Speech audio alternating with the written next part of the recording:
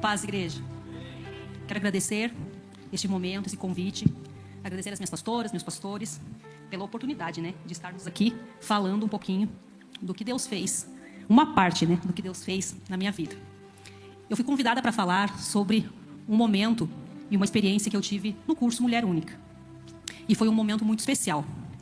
Até aquele dia, a aula do perdão, eu entendia que para aquela aula esse assunto estava resolvido e eu não precisava mais perdoar ninguém.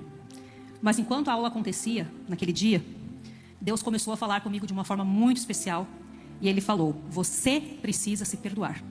Eu relutei um pouquinho, foi uma aula, acredito que tensa e especial, para todas as mulheres, mas quanto mais a aula avançava, mais eu entendia que existia uma parte da minha história que eu ainda carregava, com culpa, vergonha e silêncio. Uma parte que até aquele momento eu não tinha contado a público, como eu estou falando aqui agora. Na minha juventude, quero compartilhar com vocês, eu vivi um relacionamento que parecia normal no início, mas depois de alguns meses, ele se tornou um relacionamento perigoso, um relacionamento abusivo. Vieram os primeiros gritos, as primeiras humilhações, o primeiro tapa, e quando eu percebi, igreja, eu estava presa num relacionamento marcado por agressões físicas, verbais, ameaças e muito, mas muito medo de morrer. Eu já era depressiva, nesse momento, eu fui uma criança depressiva, desde 8, 9 anos de idade, eu lembro, vieram os primeiros pensamentos suicidas. Eu queria me jogar do prédio onde meus pais moravam, eu queria ser mendiga, queria morar na rua. Então eu já era depressiva e aquele momento agravou um pouquinho a situação. Eu costumo dizer, se eu estou correta, que com 18 anos eu cheguei no auge da depressão. Com 18 anos eu pesava 32 quilos e desejava a morte todos os dias e o dia inteiro. Eu lembro que eu ia comprar roupa, com 18 anos eu usava roupa infantil. Eu tinha que entrar em loja infantil, usava roupa número 14, 16, porque eu pesava 32 quilos. Eu lembro de um dia, numa consulta psiquiátrica, em que os médicos disseram para meus pais: não é somente depressão. A Fran tem traumas e ninguém consegue arrancar isso dela. Ninguém consegue saber o que está acontecendo. Ela não fala, ela só chora.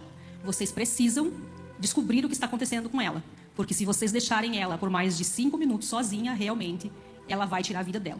Ela está numa situação muito complicada. E eu não falava com ninguém.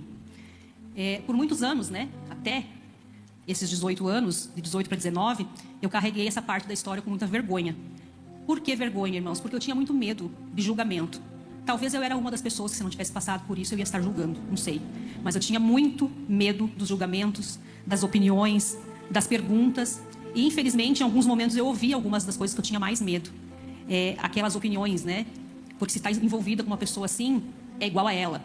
Porque se está apanhando, fez alguma coisa. O que será que essa menina fez para estar passando por isso? Porque merece. Enfim, até que um dia eu abri a situação para uma pessoa.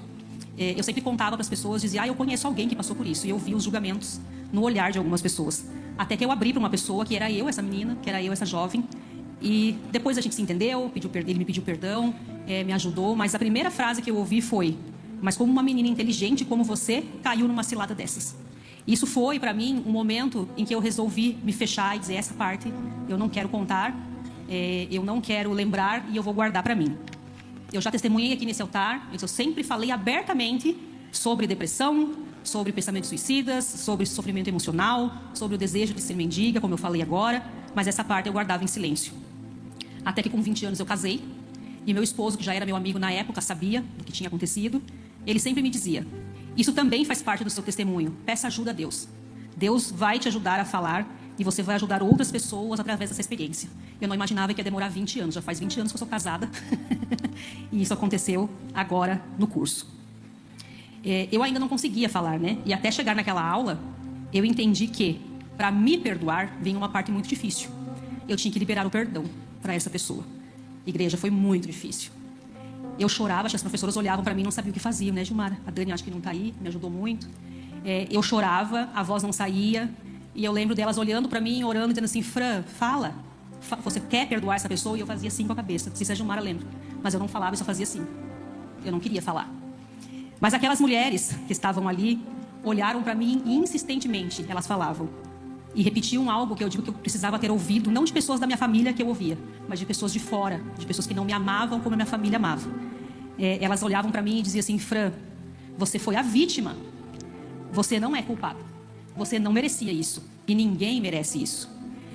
E na oração que a gente faz no curso, na oração individual de cada uma, depois que eu consegui contar o pior momento dessa história, eu lembro que a Gilmara se ajoelhou na minha frente, colocou a mão no meu peito e disse para mim assim: lembra desse pior dia? Volta lá. Lembra desse momento? Eu me vi de novo naquela rodovia, caída, machucada. E ela continuou olhando para mim dizendo assim, e eu nunca vou esquecer desse momento. Ela disse: Fran, volta lá. Agora imagina Deus sentadinho lá do teu lado. Imagina Deus ali com você. Se não fosse Deus, você não estaria aqui. Deus estava lá. Ela disse para mim: o tempo todo Deus estava lá. E sim, igreja, Deus estava lá o tempo todo. Ele estava lá mesmo quando eu não conhecia Ele, porque eu não conhecia esse Deus da forma que eu conheço hoje. Quando eu não conseguia conhecê-lo, quando eu não sentia, quando eu acreditava que eu estava sozinha. E naquele momento, depois de uns 40 minutos, eu olhei, eu peguei a pedrinha, consegui falar o nome dessa pessoa, joguei na caixa e disse: eu o perdoo. Foi uma das frases... Foi uma das frases mais difíceis da minha vida. Mas também uma das mais libertadoras naquele momento. Porque quando eu o perdoei, Deus removeu em mim, eu me perdoei. Deus removeu em mim a culpa que eu carregava sem precisar. E hoje eu estou aqui, né? Sem culpa, sem aquela vergonha, sem aquele medo de julgamento, sem medo algum de contar o que Deus fez nesse processo. Porque eu entendo hoje, demorei para entender, mas eu entendo hoje que foi um processo. Aquela menina de 32 quilos que desejava morrer, hoje posso dizer para vocês que vive uma realidade que eu não acreditava até aquele momento, né?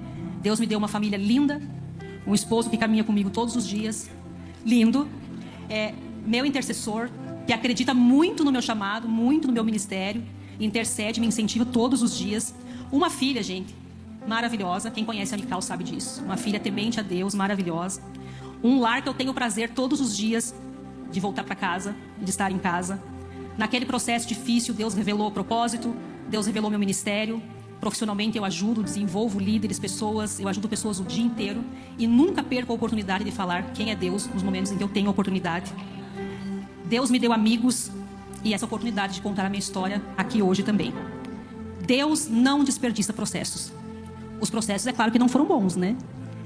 A dor não foi boa, a violência não é boa e nunca é, a depressão não foi boa, mas Deus foi bom comigo o tempo todo. Ele já estava preparando um novo começo. Hoje eu estou escrevendo um livro. O nome do livro é Deus não desperdiça processos. E esse título nasceu da minha própria história. Porque olhando para trás, eu costumo dizer e percebo que cada processo que eu vivi, Deus se revelou de alguma forma. Em todos eles Deus se revelou. Na depressão, enfim, em tudo que aconteceu comigo na minha gravidez, que eu quase perdi a Mical, ela nasceu prematura, com 1,3 kg. Todos os processos Deus se revelou de uma forma diferente para mim. E nem sempre a gente consegue, e eu não consegui perceber na hora, né? Mas hoje eu consigo enxergar. E por isso eu acredito, do fundo do meu coração, que Deus não desperdiça os processos mesmo, nem aqueles que a gente quer apagar da nossa história e fingir que não lembra. Ele não desperdiça nenhum deles. Igreja, Deus me fez viver nesse momento, eu relembrando tudo isso que aconteceu aquele dia no Mulher Única. Deus me fez eu lembrar e viver o que eu canto. Eu não sei se todos sabem, mas aqui nesse altar eu lancei uma música, o nome da música é Apenas Servo. E tem uma parte dela que diz assim: dar a outra face para bater. Senhor, contigo quero parecido ser. Perdoar aquele que me feriu. Abraçar o meu irmão que caiu. Repartir o pão com o órfão e a viúva. Quero ser o remédio, a mão que ajuda. Seguir os teus passos é o meu sucesso. Meu maior troféu é ser teu servo. Hoje eu entendo que nessa aula Deus fez eu viver a minha canção, o que eu canto, e fez eu entender essas etapas resumidas de processos. Eu tive que perdoar quem mais me feriu, para depois me perdoar, para a partir disso eu poder ser o remédio e a mão que ajuda outras pessoas, outras mulheres, e é isso que eu quero e desejo, e Deus sabe que eu quero fazer. Para terminar, eu quero deixar aqui com a igreja 2 reflexões. A primeira é para todos nós. Muitas pessoas podem estar ao nosso redor, ao nosso lado, pedindo socorro sem dizer uma palavra. Eu lembro de momentos onde vocês vão concordar comigo que uma pessoa que passa por isso pedia socorro sem dizer uma palavra. E eu costumo dizer que às vezes é num olhar, às vezes é num sorriso amarelo, uma falsa felicidade. Eu fingia que estava feliz o tempo todo para ninguém perceber. Às vezes num comportamento estranho, um comportamento diferente, né? E a pergunta que eu quero fazer, não para me responderem, mas para a gente refletir, porque eu já refleti muito sobre isso, nós estamos atentos a isso? Nós, todos nós, seres humanos, né?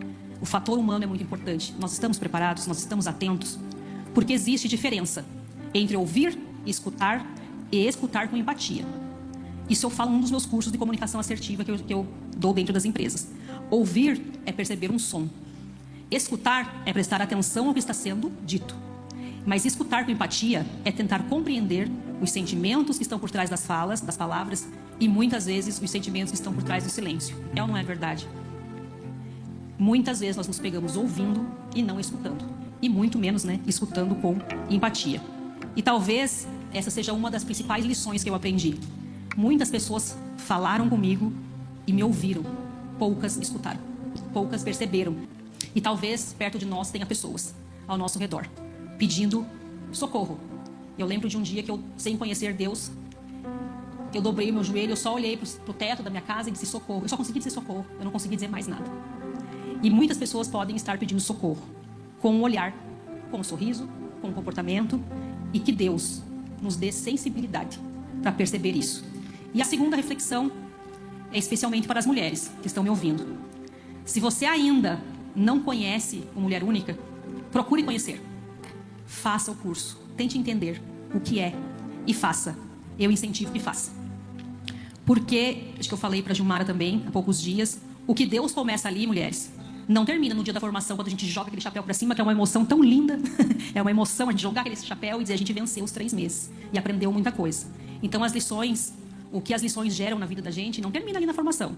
Elas continuam gerando transformação. E eu disse para o meu esposo essa semana, Deus continua agindo na minha vida através de cada lição, de cada palavra, dia após dia. Foi em uma aula de perdão que Deus tocou nessa área que eu precisava. E eu glorifico a Deus por isso. Porque eu fui ferida, senti vergonha, carreguei culpa, mas se eu estou aqui, é porque Deus sempre esteve no controle de tudo. E se Ele fez isso por mim, Ele pode fazer por você, mulher, em qualquer área, mas qualquer área da sua vida.